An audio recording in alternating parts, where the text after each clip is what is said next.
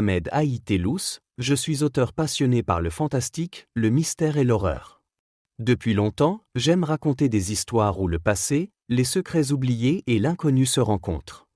Je vous présente aujourd'hui mon roman L'horreur sans nom, une histoire sombre et mystérieuse qui vous plonge au cœur de rites anciens, de civilisations disparues et d'une horreur née du savoir interdit. À travers ce récit, je vous ferai voyager entre aventures, suspense et frissons, là où certaines vérités n'auraient jamais dû être révélées. Je vais essayer de publier un chapitre par semaine. Sur cette chaîne, je partagerai avec vous les chapitres du roman en version audio illustrée, accompagnés d'images et d'une ambiance immersive, pour vous faire vivre l'histoire autrement. Si vous aimez les récits mystérieux et les histoires qui marquent l'esprit, je vous invite à me suivre, à partager et à me laisser vos impressions. Bienvenue dans l'univers de l'horreur sans nom. Amusez-vous.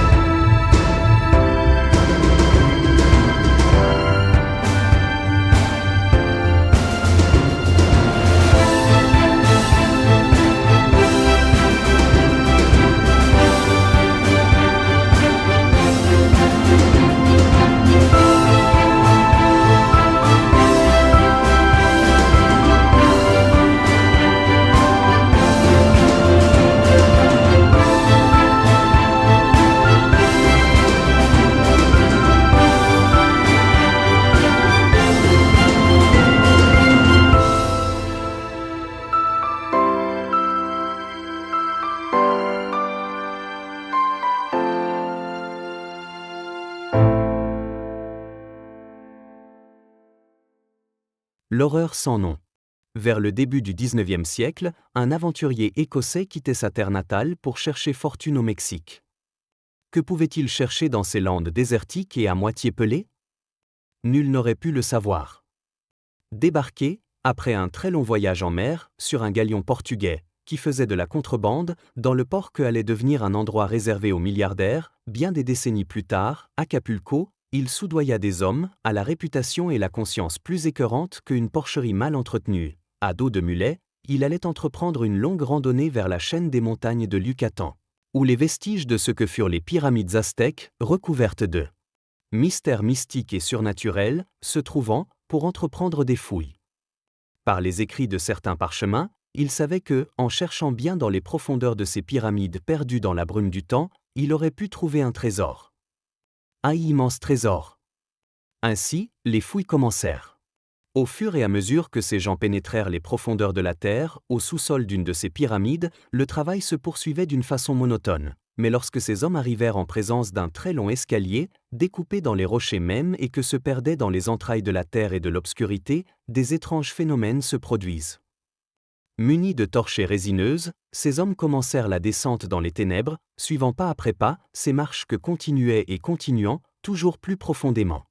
M.C. Cornick était le premier du groupe, une dizaine de personnes en tout, ayant commencé à compter les marches depuis la toute première, il compta la dernière que s'arrêtait en face d'un énorme porte en bronze massif, fermé. Cela c'était la 3098 marche. Interdit, tous allèrent se demander comment ils pouvaient ouvrir cette porte, quand celle-ci s'ouvrit toute seule. Les torches et s'éteignement et le silence angoissant du néant, déjà omniprésent, devint compact, oppressant. Soudainement, un halo de lumière phosphorescente s'alluma au milieu de l'ouverture béante et une chose, aux contours indéfinissables, apparut. Cette chose bougea, se déplaça, tantôt en haut, tantôt en bas, à droite, à gauche, nulle part et partout. Les hurlements de terreur et d'une panique déraisonnée lancés par les hommes créa un fond sonore où leur écho se propagea par vagues. Puis ce fut encore le silence. Suffocant, MC Cornick était le seul survivant. Ayant allumé une torche, il fut en présence de quelque chose d'invraisemblable, d'inouï. Tous ces hommes gisant éparpillés partout, ayant essayé de trouver le salut en fuyant, égorgés, dans une gigantesque mare de sang, que dégoulinait, goutte après goutte, tout le long de l'escalier. Dominant sa terreur insensée, MC Cornick se pencha sur quelqu'un de ces corps. Tous eurent été égorgés, c'était un fait, mais pas par un arme blanche, ni par les canines d'un fauve. Leur gorge béante, aux carotides tranchées, prouvait que cela avait été fait par des dents humains. Ce MC Cornick avait été épargné par il ne savait pas pourquoi, ni comment, et il allait réussir à s'échapper de cet enfer, retournant chez lui, extrêmement riche, mais aussi, avec l'horrible connaissance d'un secret épouvantable que allait bouleverser le contexte humain par un horreur sans nom et durant les siècles. L'avril. Vers le mois de mars du I-80I. Dans une taverne sordide en bord de mer, dans l'agglomération d'un minuscule port de pêcheurs et de trafiquants, deux hommes étaient attablés en un coin de la salle, noyés de fumée et vaguement éclairés par des lanternes à cantilène, suspendues aux quatre coins. C'était vers les 23 heures de la nuit. Un immense foyer de bûches laissait échapper de la fumée et des étincelles iridescentes, que s'engouffrant dans la bouche d'une grosse cheminée, répandait aux alentours un peu de chaleur. À l'extérieur, un brouillard blanchâtre et gris enveloppait chaque moindre recoin des environs, se propageant au loin sur la mer, à l'apparence solide et opaque. Il y avait de la neige partout et une température de moins 25 degrés aurait gelé même un Esquimau. Ces deux hommes étaient un aventurier pour l'un, sans scrupules, ni foi ni loi, et un contrebandier de tout poil, pour l'autre. Un se nommait Fred MC. Cornick et l'autre John O'Hara. Ce Fred MC. Cornick avait commencé à courir l'aventure depuis l'âge de ses 16 ans. À l'époque, ce que remontait à bien des années dans le passé, il s'était embarqué sur un rafio, un trois-mâts, que faisait le périple de l'Afrique, passant par les côtes atlantiques et puis la route des Indes. Il avait été engagé comme mousse, mais il allait apprendre vite que la vie et ses congénères n'étaient pas ce qu'il croyait. Se faisant passer pour un cargo inoffensif, ce navire n'était rien d'autre qu'un ramassis de salopards du pire acabit, à qui, un gain au détroit du sang et des peines d'autrui, ne gênait guère, se dédiant, lorsque l'occasion se présentait, à faire de la piraterie, de trafic d'esclaves vers le Nouveau Monde et d'autres aberrations de ce genre. Costaud et déterminé, malgré son jeune âge, ce MC. Cornick réussissait à s'accaparer la confiance de l'équipage, en imposant ses idées et ses projets. Du simple mousse, un beau jour il allait se retrouver quartier-maître, et le bras droit du commandant. D'aventure en aventure, d'un voyage à autre, entre une piraterie, ou un massacre d'innocents, il était devenu une bête humaine, où le synonyme d'une quelconque pitié n'effleurait même pas son esprit malsain. Malheureusement pour lui, cela ne pouvait pas continuer et un jour, ayant pris à l'abordage un navire anglais de grand tonnage, qui avait toute l'apparence de n'être qu'un navire de transport, lui, comme tous les autres, allèrent se trouver en présence d'un équipage et un commandant de la marine de guerre britannique. Ce fut un hécatombe des deux côtés, mais le navire anglais eut le dessus et le trois-mâts pirate fut coulé à coups de canon et l'équipage, en tout cas, ce qu'il en restait, fut pendu haut et court. Lui, fut le seul à se réchapper en se balançant à la flotte. Accroché à un bout de planche, perdu quelque part dans l'océan Atlantique, il réussit, tout de même, à gagner la côte ouest de l'Afrique, plus ou moins, vers le Congo français. Il se débrouilla pour survivre et petit à petit, il réussirait à regagner l'île britannique. Mais, à son insu, son identité était restée gravée dans les mémoires de quelques matelots de ce fameux soi-disant cargo anglais qui les avait perdus. Lorsqu'il allait débarquer à Douai, un grand port bruyant et actif, il fut appréhendé par la police maritime. Se voyant pris au piège et sachant que quelqu'un l'avait trahi en le reconnaissant, il ne les attendit pas en se rejetant de nouveau à l'eau et gagnant, grâce au brouillard et à l'obscurité, un petit cargo écossais ancré au large. Ayant réussi à se cacher dans une chaloupe de sauvetage, 2 jours plus tard il se remettait à l'eau et allait rejoindre ce petit port minable, dans lequel il se trouvait en ce moment. Faisant un peu de tout, pour que nettement, le temps passerait. Par des échos ici et là, il était venu au courant que sa tête avait été mise à prix et une somme coquette attendait celui qui voulait bien la porter à la justice.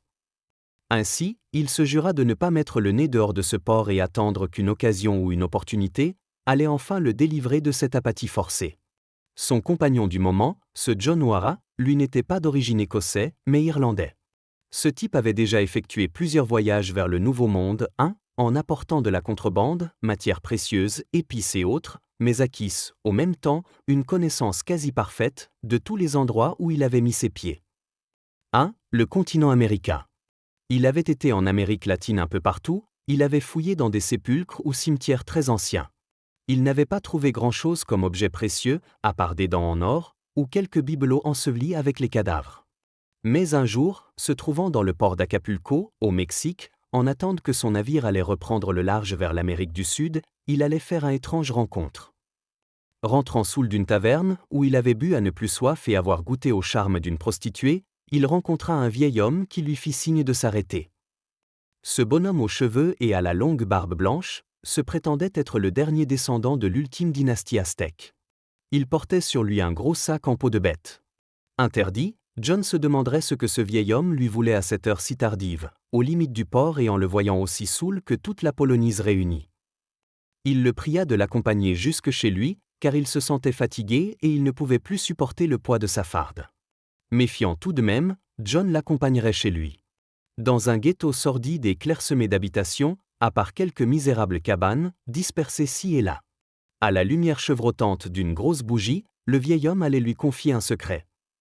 Ce secret constituait être un énorme trésor enseveli par le temps, dans une des pyramides de ses ancêtres, sur la montagne de Yucatan. Plus que jamais étonné et intrigué, John lui demanda pourquoi il s'était intéressé à lui, qui n'était rien d'autre qu'un navigateur mercenaire, qui se vendait au mieux offrant pour la contrebande. Il fut surpris quand le vieil homme allait lui révéler quelque chose d'invraisemblable. « Je suis proche de la mort, mon fils, lui dit-il ainsi, selon la prophétie de mes ancêtres, je dois me libérer de cette farde. » En montrant d'une main, le sac en peau de bête en le confiant au premier homme que j'aurais rencontré. L'heure et le lieu correspondant à cette prophétie et tu étais la seule personne que j'avais rencontrée. Ainsi, je te prie d'accepter ceci en espérant que tu en feras un bon usage. Si ton cœur est bon, trouve-toi d'autres compagnons et allez percer ce secret qui dort depuis des millénaires. Mais en quoi consiste-t-il ce fameux trésor ? Demanda John, perplexe. Un diamant vert, d'une telle grosseur que toutes les richesses du monde ne peut l'acheter. Et c'est tout ? Demanda encore John. Tu trouveras toutes les indications qui te mèneront à ce trésor, prends-le, je t'en prie. Disant cela, le vieil homme s'écroulait sur le sol exhalant son dernier soupir. Astérisque astérisque. Effrayé et subjugué, John, sans réfléchir et ne perdant pas de temps, prit la lourde farde et il s'enfuit, rejoignant le port et en s'embarquant, dardard, sur son navire. Il cacha le sac dans ses linges à la tête de son hamac. 2. Durant le long périple que conduisait son navire dans les mers tropicales de l'Amérique du Sud, John se rappela de ce vieil homme et de l'héritage, en quelque sorte, que lui avait donné. Ainsi, une nuit, se trouvant seul, à la lumière d'une lampe à huile, il sortit le sac de sa cachette et il l'ouvrit. Sa surprise fut de taille quand il allait se rendre compte de quoi était fait le contenu. Des parchemins, en peau et en fibres végétales, étaient entassés, les uns contre les autres, innombrables. Mais ce ne fut pas tout. À sa grande déception, en constatant que tout ce qui y était écrit, c'était de l'aztèque. Comment pouvoir faire pour les déchiffrer ? MC.Cornic était tout oui. « Veux-tu me montrer ces parchemins » demanda-t-il. « Oui. Bien sûr. »« Connais-tu les hiéroglyphes aztèques » répondit son compagnon. « Non, naturellement, mais peut-être a-t-il un dessin ou une carte rudimentaire dans ce que ce vieux t'a laissé. As-tu bien regardé » demanda MC.Cornic. « À vrai dire, non, » répondit John, j'étais démoralisé et j'ai tout enterré dans ma maison, si tu veux, ajouta-t-il, nous pourrons y aller maintenant.